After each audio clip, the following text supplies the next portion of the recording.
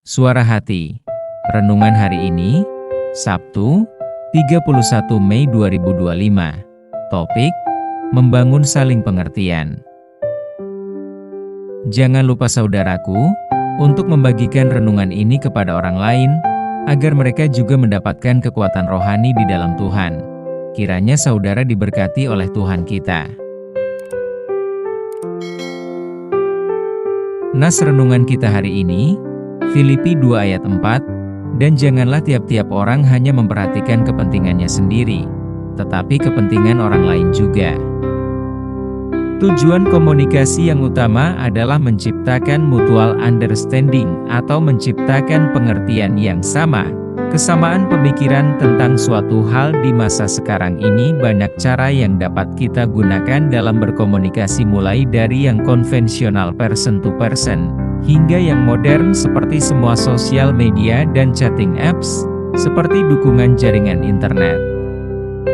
Dengan teknologi komunikasi yang ada sekarang ini, tidak ada lagi batas ruang, dan bahkan waktu, untuk berkomunikasi dengan orang lain, dan dari manapun dan kapanpun.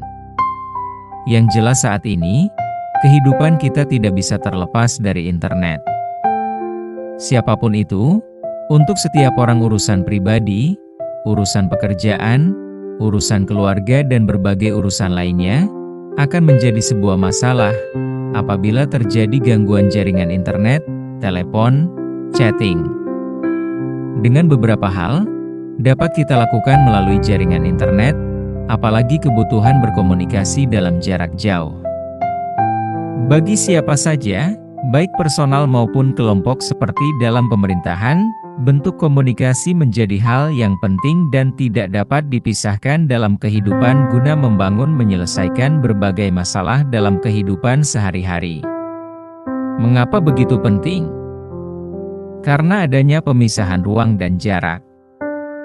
Dengan hadirnya jaringan internet dalam kehidupan manusia secara personal dan kelompok, mampu mendekatkan yang jauh dan mampu membangun atau menciptakan kepentingan bersama atau mutual understanding.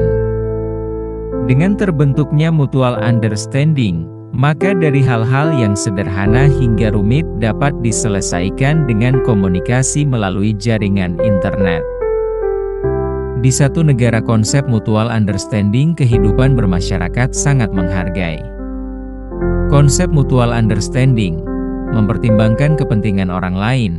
Walaupun konsep ini tidak ada pengaturannya secara tertulis, masih tetap ada bermanfaat. Salah satu penerapan mutual understanding bagi mereka adalah dapat kita lihat dari kebiasaan yang baik dan patut dihargai. Salah satu konsep mutual understanding adalah menghargai untuk tidak memijat rumput dalam taman. Contoh lain, dalam memarkirkan kendaraannya di tempat kerja. Mereka yang datang lebih pagi seringkali memarkir kendaraan mereka lebih jauh dari pintu masuk, agar orang-orang yang datang setelah mereka mungkin yang terlambat dapat memarkir lebih dekat dengan pintu masuk. Kepatuhan tindakan ini didasarkan pada rasa saling pengertian, di mana mereka yang datang lebih pagi merasa memiliki lebih banyak waktu untuk berjalan dari tempat parkir menuju pintu masuk. Sementara yang datang setelahnya diberi kesempatan agar bisa berjalan lebih cepat. Konsep mutual understanding sebenarnya sudah diajarkan Rasul Paulus di dalam Alkitab, yaitu di dalam membangun hubungan antarpersonal, dalam hal pentingnya membentuk saling pengertian satu dengan yang lain. Sebagai orang yang percaya kepada Kristus, Rasul Paulus mengingatkan kita agar tidak melakukan ambisi yang egois. Mengapa demikian? Sebab tidak mungkin keegoisan dapat menciptakan saling pengertian.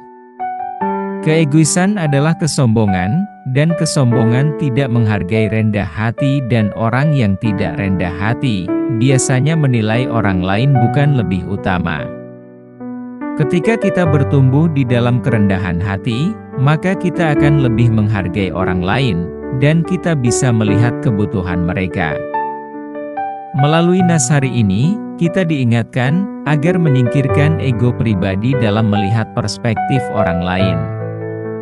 Sebagai orang yang percaya kepada Kristus, Kita yakin kalau kita mampu mencapai mutual understanding dalam kehidupan kita sehari-hari. Dimulai dari mengalahkan ambisi yang egois, sambil terus menumbuhkan kerendahan hati dengan melihat diri kita sebagai hamba Allah. Amin. Topik doa kita hari ini, yaitu kepada teman atau tetangga yang suka sombong. Selamat berhari Minggu saudaraku, Tuhan Yesus memberkati KTA.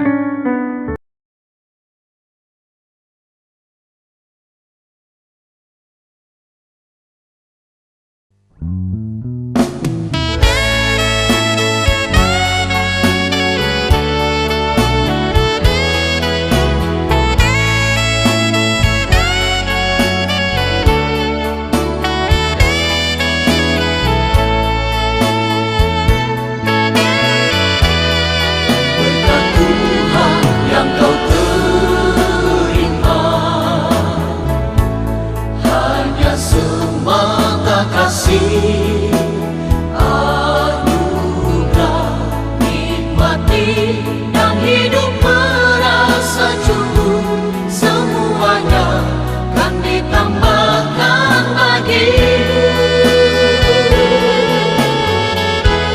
Jangan sampai rasa khawatirmu membawa keresahan.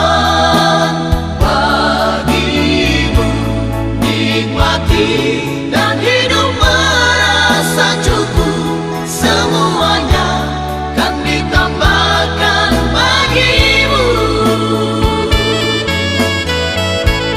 Bersyukur itu indah, melebihi segala yang engkau punya.